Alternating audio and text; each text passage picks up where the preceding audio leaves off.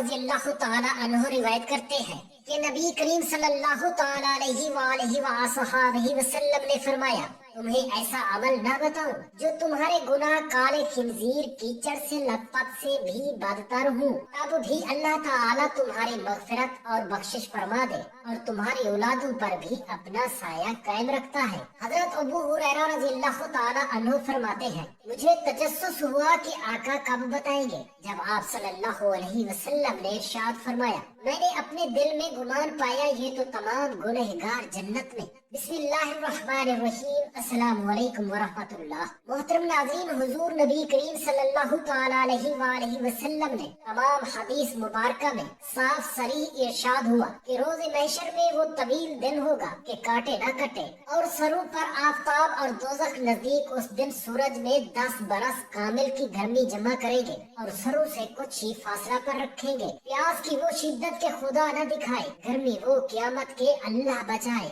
बांसु पसीना जमीन में जज्ब होकर ऊपर चढ़ेगा, यहाँ तक के गले गले से भी ऊंचा होगा। जहाज छोड़े तो बहने लगे, लोग इसमें गोते खाएंगे, घबरा घबरा कर दिल हलक तक आ जाएंगे। लोग उन अजीम आफतों में जान से तंग आकर शफी की तलाश में जा बजा फिरेंगे।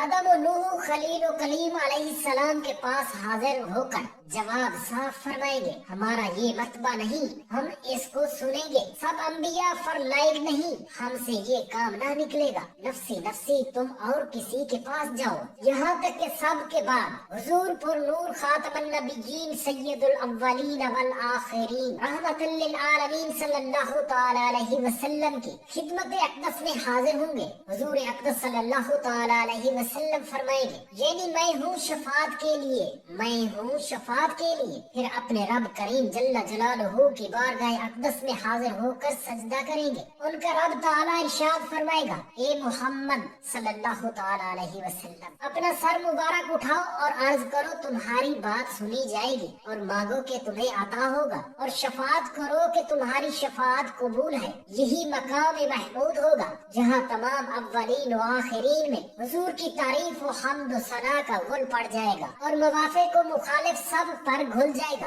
बारगाह इलाही में जो वजाहत हमारे आका की है किसी की नहीं, और मालिक अज़ीम जल्ल जलालहू के यहाँ जो अजमत हमारे मौला के लिए है किसी के लिए नहीं, और तमाम तारीफें अल्लाह ताला के लिए। वो यकता है, वो अकेला है, उसके सिवा कोई माबूद बरहक नहीं। वो मग़फ़िरत करने वाला और बख्शने वाला है, जो सब जहानों का परवरदिगार है। इसलिए अल्लाह ताला अपनी हिकमत कामिला के मुताबिक लोगों के दिलों में डालेगा कि पहले और अंबिया कराम अलैहिस्सलाम के पास जाए और वहाँ से महरूम फिर कर उनकी खिदमत में हाजिर आए, ताकि सब जान ले कि मनसब व शफाअत इसी सरकार का खासा है, दूसरे की मजाल नहीं कि इसका दरवाजा खोल सके। ये हदीसें सही बुखारी, सही मुस्लिम, मशकूत शरीफ का उर्दू में तर्जमा मंगा कर देख ले, या किसी मुसलमान से कहकर पढ़कर सुना दे। और उन्हें हदीसों के आखिर में ये भी इरशाद हुआ है कि शफाअत करने के बाद हुजूर अक़दस सल्लल्लाहु तआला अलैहि वसल्लम बख्शिश गुनाहगारान के लिए बार बार शिफाअत फरमाएंगे और हर दफा अल्लाह ताला वही कलिमात फरमाएगा और हुजूर हर मर्तबा बेशुमार बंदगान खुदा को निजात बख्शेंगे। हजरत उम्मुल मोमिनीन उम्मे सलमा रज़ियल्लाहु ताला अन्हा से रावी हुजूर अक़दस सल्लल्लाहु ताला अलैहि वसल्लम फरमाते हैं, मेरी शफाअत मेरे उन उम्मतियों के लिए है जिन्हें गुनाहों ने हलाक कर डाला। हक है ए शफी मेरे, मैं कुर्बान तेरे सल्लल्लाहु ताला अलैहि वसल्लम, मेरी शफाअत क़यामत के रोज ना हुई हम तो बर्बाद हैं, हम तो जहन्नम का बालन बन जाएंगे। हजरत अबू हुरैरा रज़ियल्लाहु ताला अन्हु से रिवायत है, उन्होंने कहा कि एक दिन हुजूर नबी करीम सल्लल्लाहु ताला अलैहि वसल्लम लोगों से मुलाकात के लिए मकान से बाहर तशरीफ फरमा थे, तो एक आदमी आया और उसने कहा कि ईमान क्या है। हुजूर सल्लल्लाहु अलैहि वसल्लम ने फरमाया कि ईमान ये है कि अल्लाह को और उसके फरिश्तों को और उसकी मुलाकात को और उसके रसूलों को और मौत के बाद उठने को तू दिल से मान ले। उसने कहा इस्लाम क्या है, तो हुजूर अक़दस सल्लल्लाहु अलैहि वसल्लम ने फरमाया कि इस्लाम ये है कि तू खास अल्लाह ताला ही की इबादत करे और किसी को उसका शरीक न ठहराए اور نماز قائم کرے اور زکات دے جو فرض ہے اور رمضان کے روزے رکھے۔ اس نے کہا کہ احسان کیا ہے؟ تو حضور اقدس صلی اللہ تعالی علیہ وآلہ وسلم نے فرمایا کہ احسان یہ ہے کہ تو اللہ کی عبادت اس طرح کرے گویا کہ تو اللہ تعالیٰ کو دیکھ رہا ہے، بس اگر تو اس کو نہیں دیکھتا تو اس طرح عبادت کر کے وہ تجھ کو دیکھ رہا ہے۔ پھر اس نے کہا کہ قیامت کب آئے گی؟ تو حضور اقدس صلی اللہ تعالی علیہ وآلہ وسلم نے فرمایا کہ جس سے سوال کیا گیا ہے وہ سوال کرنے والے سے زیادہ نہیں جانتا۔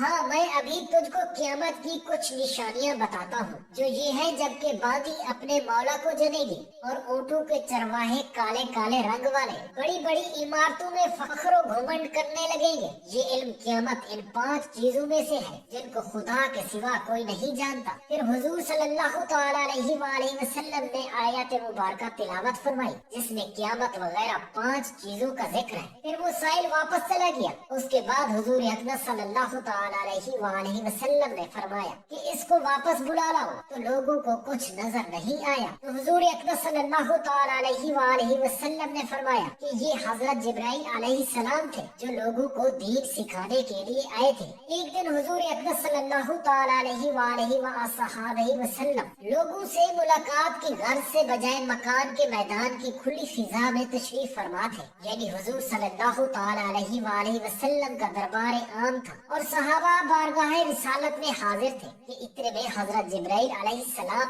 ایک آدمی کی شکل و صورت میں رونق افروز ہو گئے اور حضور صلی اللہ تعالی علیہ وآلہ وسلم سے یہ سوال کیا کہ ایمان کیا چیز ہے؟ تو حضور نے جواب میں ارشاد فرمایا کہ ایمان یہ ہے کہ تم اللہ اور اس کے فرشتوں اور اس کی ملاقات اور اس کے رسولوں کو صدق کے دل سے مان لو اور مرنے کے بعد اٹھنے اور قیامت قائم ہونے پر بھی سچے دل سے یقین رکھو۔ اس کے بعد حضرت جبرائیل علیہ السلام نے دوسرا سوال کیا کہ اسلام کیا ہے؟ تو حضور نبی کریم صلی اللہ تعالی علیہ وآلہ وسلم نے فرمایا کہ اسلام یہ ہے کہ تم اللہ کی عبادت کرو اور شرک نہ کرو اور نماز قائم کرو اور زکات دیتے رہو اور رمضان کا روزہ رکھو۔ پھر حضرت جبرائیل علیہ السلام نے تیسرا سوال کیا کہ احسان کیا ہے؟ تو حضور اقدس صلی اللہ تعالی علیہ وآلہ وسلم نے یہ جواب دیا کہ عبادت میں احسان یعنی اچھائی یہ ہے کہ تم خدا عز و جل کی عبادت اس طرح توجہ اور اخلاص کے ساتھ کرو کہ گویا تم خدا عز و جل کو دیکھ رہے ہو، اور اگر اتنی توجہ اور حضور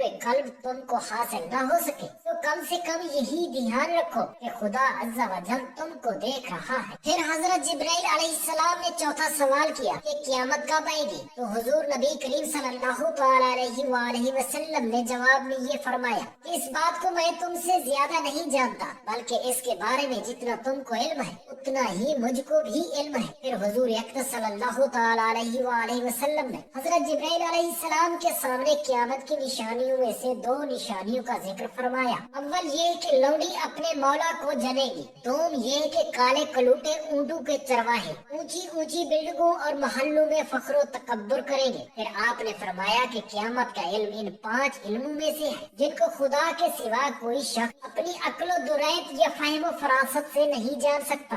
ہاں، اگر خدا کسی کو بتا دے تو وہ خدا کے بتانے سے ضرور جان لے گا۔ پھر بطور ثبوت کے حضور اقدس صلی اللہ تعالی علیہ وآلہ وسلم نے سورہ لقمان کی آخری آیات مبارکہ تلاوت فرمائی۔ ترجمہ: اللہ ہی کے پاس قیامت کا علم ہے اور وہی بارش اتارتا ہے اور وہی بچہ دانیوں میں جو کچھ ہے اس کو جانتا ہے، اور کوئی نہیں جانتا کہ وہ کل کیا کرے گا اور کوئی نہیں جانتا کہ وہ کسی زمین میں مرے گا۔ بے شک اللہ تعالی جاننے والا اور خبر دینے والا ہے۔ اس کے بعد حضرت جبرائیل علیہ السلام مجلس سے اٹھ کر چلے گئے۔ پھر حضور اقدس صلی اللہ تعالی علیہ وآلہ وصحبہ وسلم نے صحابہ رضی اللہ تعالی عنہم کو حکم دیا کہ اس آدمی کو واپس بلا کر لاؤ، مگر جب صحابہ اس کی تلاش میں نکلے تو انہیں دور دور تک کوئی آدمی نظر نہیں آیا۔ قیامت کی بہت سی نشانیاں حضور اکرم صلی اللہ تعالی علیہ وآلہ وسلم بیان فرما چکے ہیں جو سینکڑوں کی تعداد میں ہیں، اور حدیثوں میں ان کا مفصل जिक्र है, जिनमें से बहुत सी निशानियां जाहिर भी हो चुकी हैं और जो बाकी हैं वो भी यकीनन जाहिर होकर रहेगी। मसलन दज्जाल का फितना, इमाम मेहदी का ज़ुहूर, हजरत ईसा अलैहिस्सलाम का आसमान से उतरना, याजूज माजूज का निकलना, हजरत ईसा अलैहिस्सलाम की वफात के कुछ दिनों के बाद जब क़यामत के आने में सिर्फ 40 बरस रह जाएंगे तो एक खुशबूदार ठंडी हवा चलेगी और वो लोगों के बगलों के नीचे से गुजरेगी। इस हवा के लगते ही तमाम ईमान वालों की वफात हो जाएगी और रोए जमीन पर सिर्फ कुफ्फार ही कुफ्फार रह जाएंगे और उन्हीं इशरार पर क़यामत कायम होगी। ये सब क़यामत की वो निशानियां हैं जो अभी तक ज़ाहिर नहीं हुई है,